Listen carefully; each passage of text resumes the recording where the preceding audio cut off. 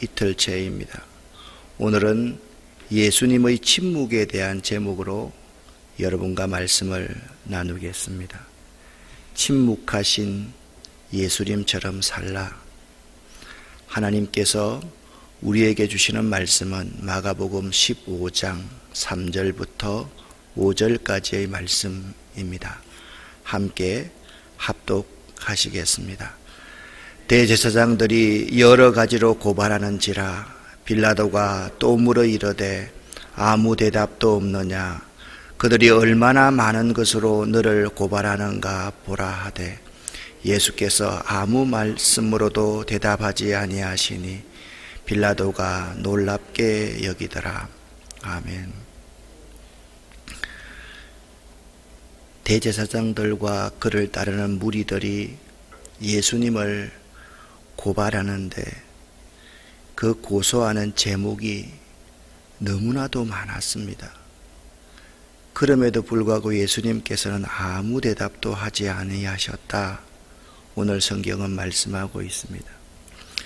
시편 22편 1절 말씀에 보면 내 하나님이여 어찌 나를 버리셨나이까 라고 말씀하고 있습니다. 이 시편 22편 1절 말씀을 예수님께서는 십자가상에서 마지막 절규를 하는 장면에서 인용하고 있습니다. 마태복음 27장 46절 말씀을 여러분과 제가 함께 읽어보겠습니다. 제9시점에 예수께서 크게 소리질러 가라사대 엘리 엘리 라마 사박다니 하시니 이는 곧 나의 하나님 나의 하나님 어찌하여 나를 버리셨나이까 하는 뜻이라. 아멘. 사람들은 하나님의 음성 듣기를 원하고 하나님 만나볼 수 있기를 원합니다. 이것은 창세 이래 모든 사람들의 한결같은 마음일 것입니다.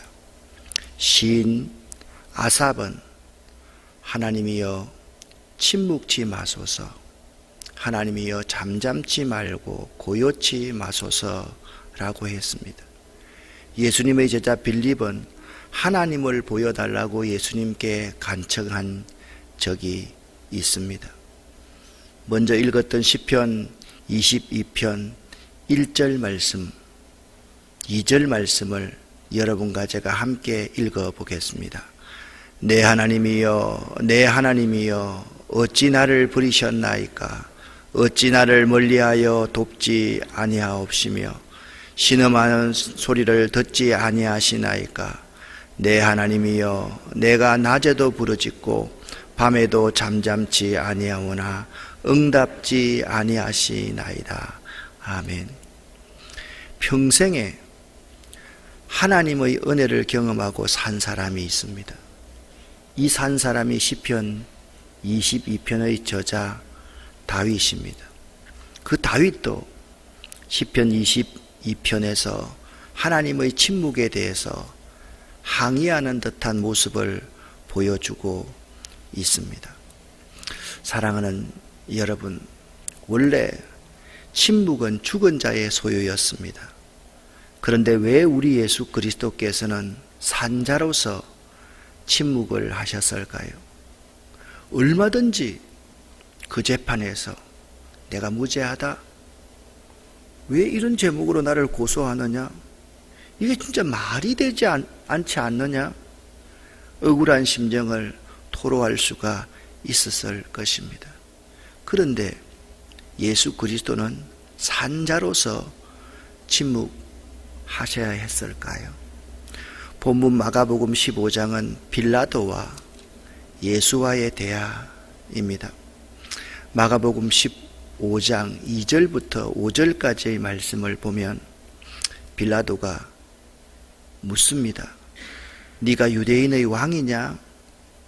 예수께서 대답하되 네 말이 옳도다. 대제사장들과 그의 무리들이 너를 여러 가지 제목으로 고발하지 않느냐? 빌라도가 또 묻습니다. 그런데 예수께서 아무 대답이 없습니다. 그들이 얼마나 많은 것으로 너를 고발하는지 이걸 한번 봐라. 이 고소장을 한번 읽어보아라. 예수께서 다시 아무 말씀으로도 대답하지 아니하시니 빌라도가 놀랍게 여기더라. 그렇게 말씀하고 있습니다. 침묵은 아무 말 없이 잠잠한 상태에 잠기다 라는 의미를 가집니다. 예수님께서 침묵하십니다. 왜 예수는 변론하지 않고 침묵하셨을까요? 여러분에게 좋은 책 한 권을 소개합니다. 아마 내가 지금까지 읽었던 책 가운데 몇 권의 감동적인 책입니다. 엔도 수사쿠의 침묵이란 책입니다. 요즘은 잘 안 나올지 모르겠습니다. 믿음의 글들 기독교 서적에서 7번의 침묵이라는 책이 나오는데, 이 책이 제게 여러 권 있었는데 자꾸 빌려주다 보니까 한 권도 받지 못하고 이번에 책을 찾았는데 책이 없더라고요. 그 엔도 수사쿠의 침묵이라는 책에 부제가 이렇습니다. 불러도 대답 없는 주님, 눈물 흘리고 계셨네 라는 부제입니다. 엔도 수사쿠의 침묵이라는 책에서 고통의 순간 신은 어디 있는가 라는 또 부제를 또 달고 있습니다. 이 침묵이라는 소설은 고난당하는 그리스도를 그립니다.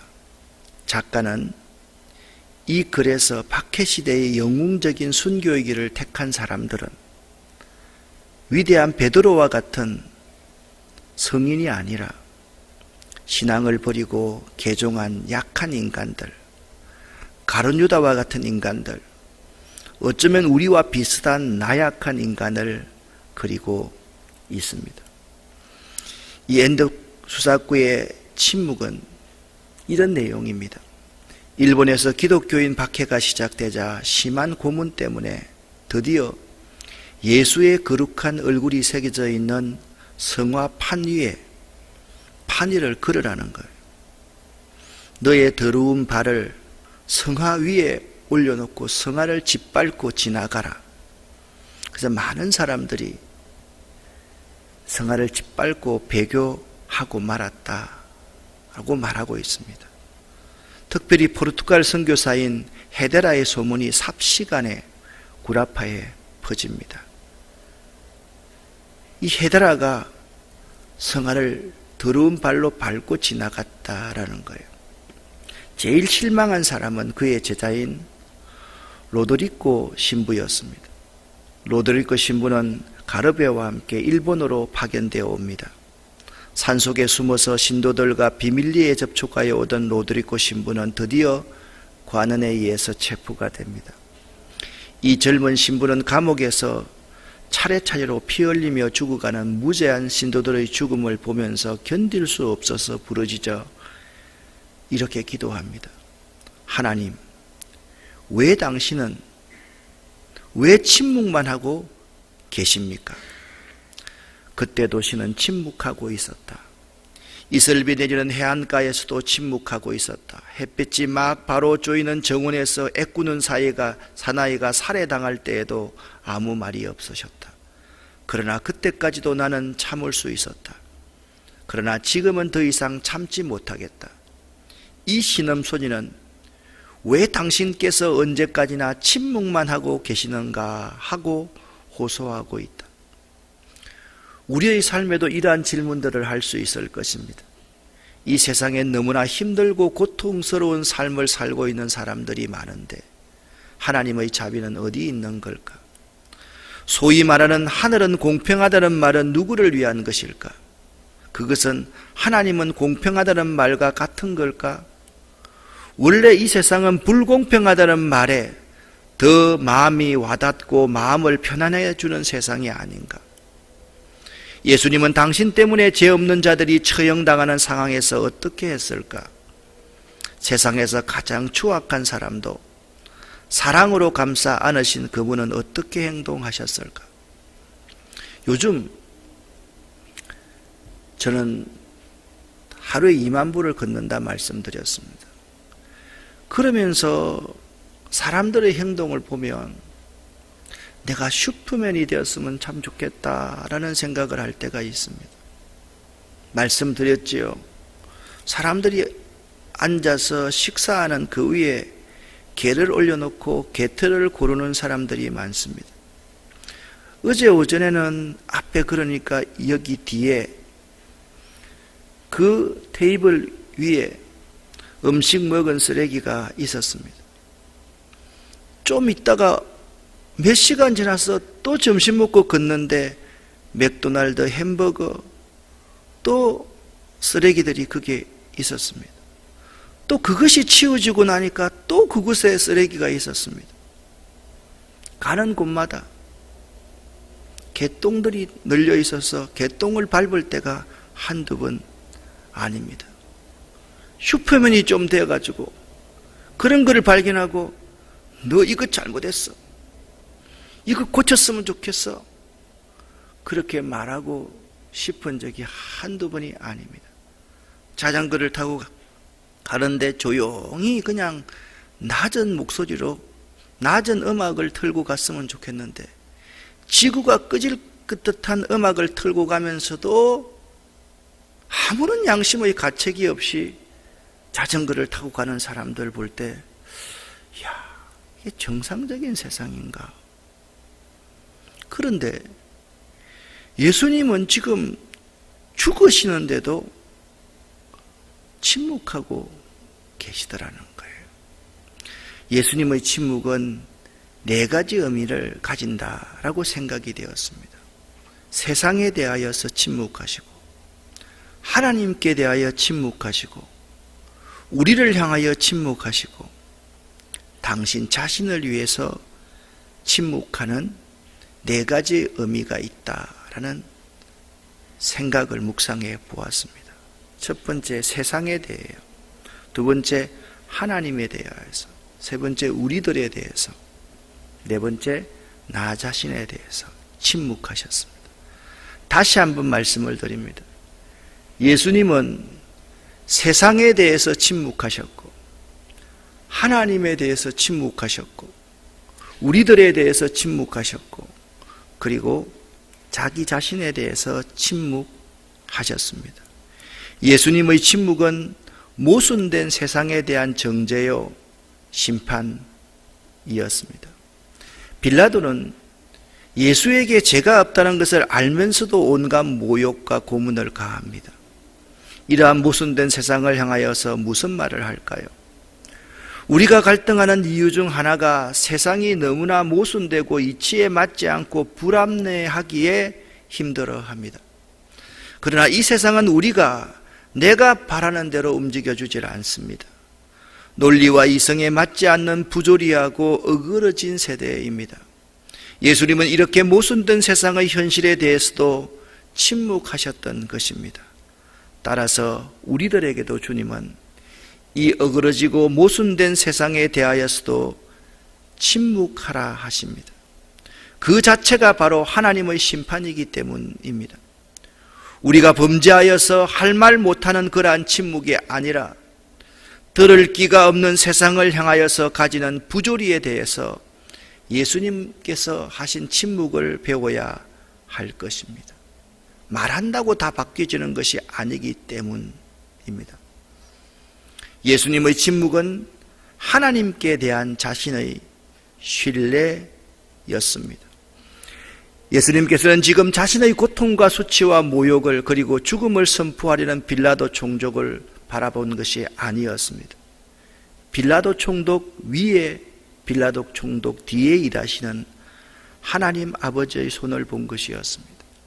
마치 스데반 집사가 죽으면서 자기를 짱돌로 치고 있는 그 사람들의 얼굴을 본 것이 아니라 하늘 보좌를 본 것처럼 빌라도를 보고 있는 것이 아니라 빌라도를 움직이시는 하나님의 손을 보고 있습니다.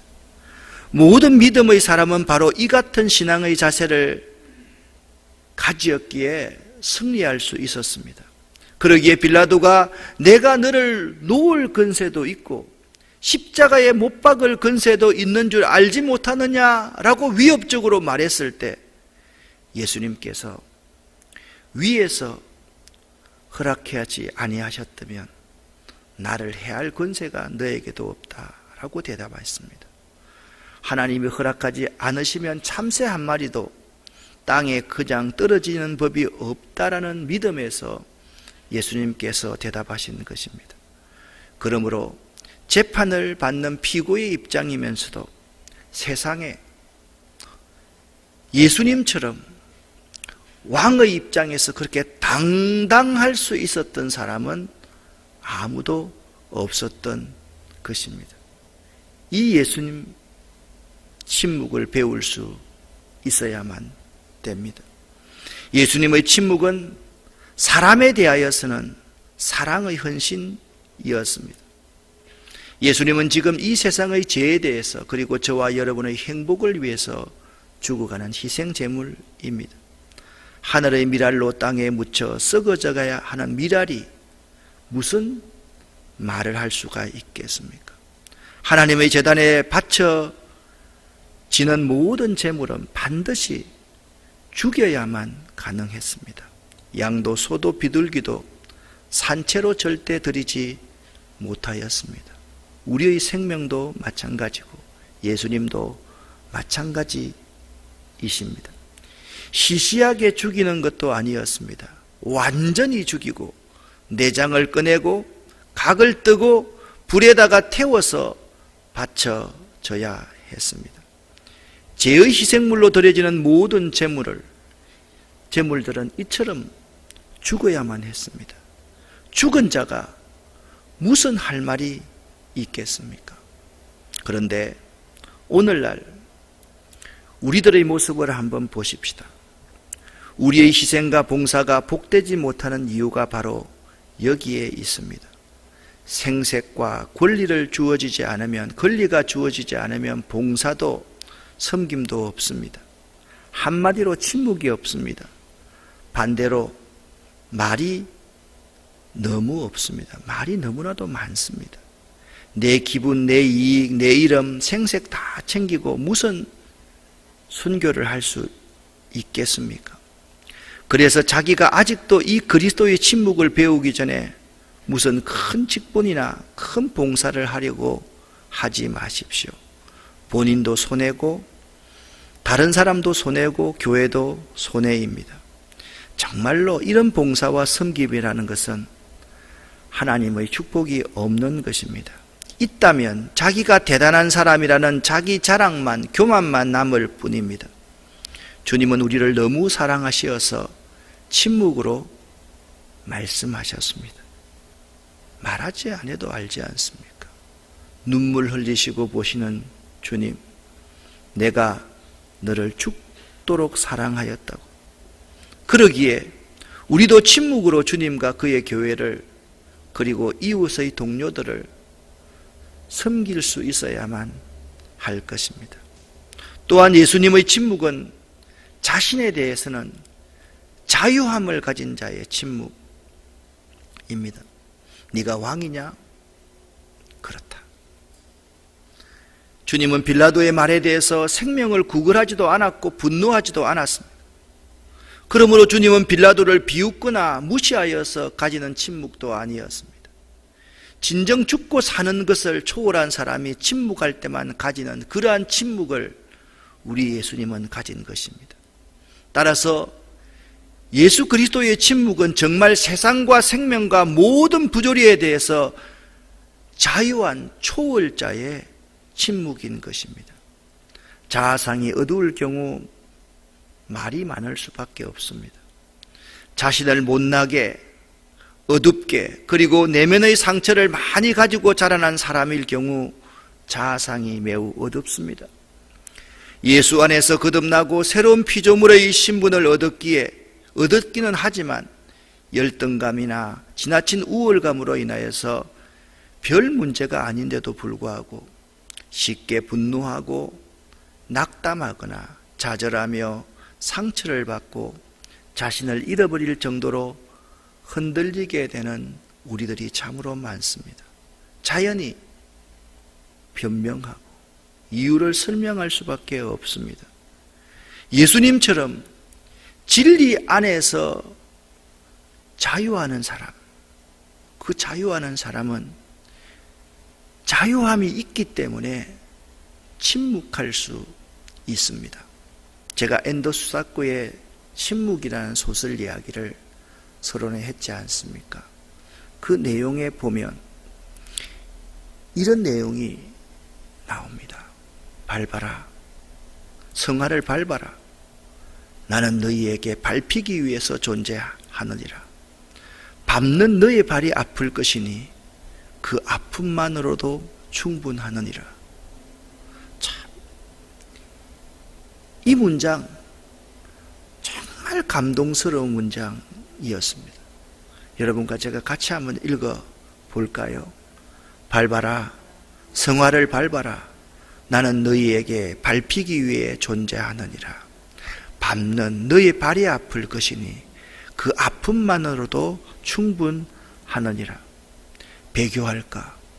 오늘날도 많은 그리스도인들이 아마 코로나19 사태 때문에 교회 나갈까? 있을까? 예배 드리지 말고 놀러 갈까? 예배 드릴까? 오늘 이 예배도 나갈까?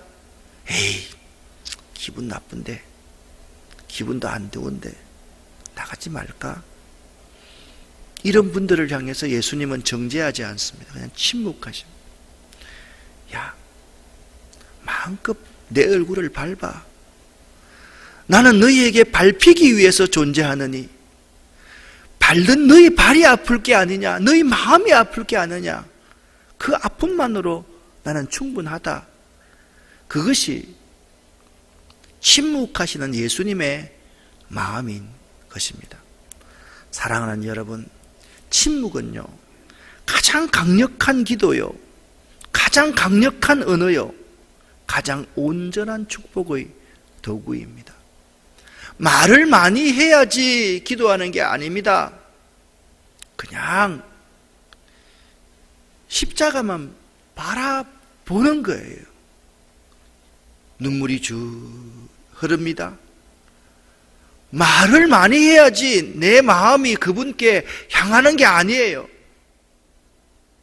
침묵하고 있을 때 그것이 가장 강력한 언어로서 전달되는 거예요.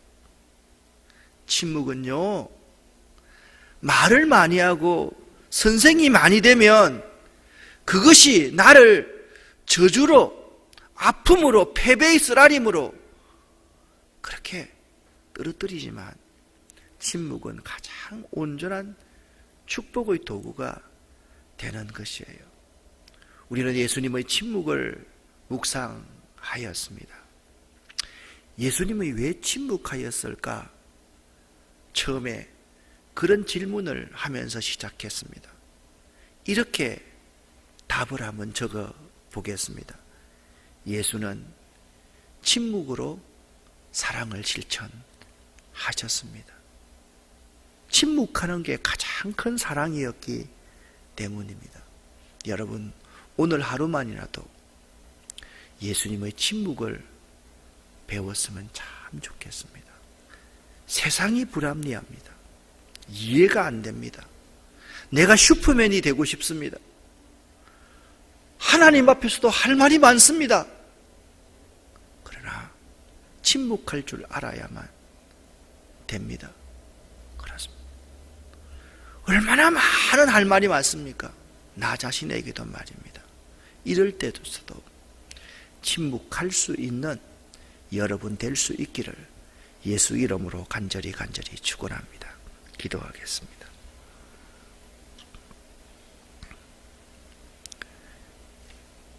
하나님 아버지여, 예수님의 침묵을 배우기 원합니다. 진리 안에서 구걸하지 않고 정도를 걸으며 당당하게 침묵할 수 있는 저희들 될 수 있기를 원합니다.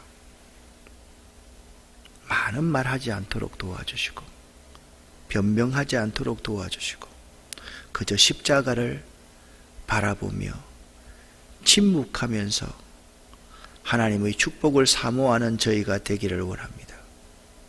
오늘 하루 예수님의 그 십자가상에서의 죽으시는 모습, 침묵하시는 모습, 묵상하는 하루가 되기를 원합니다.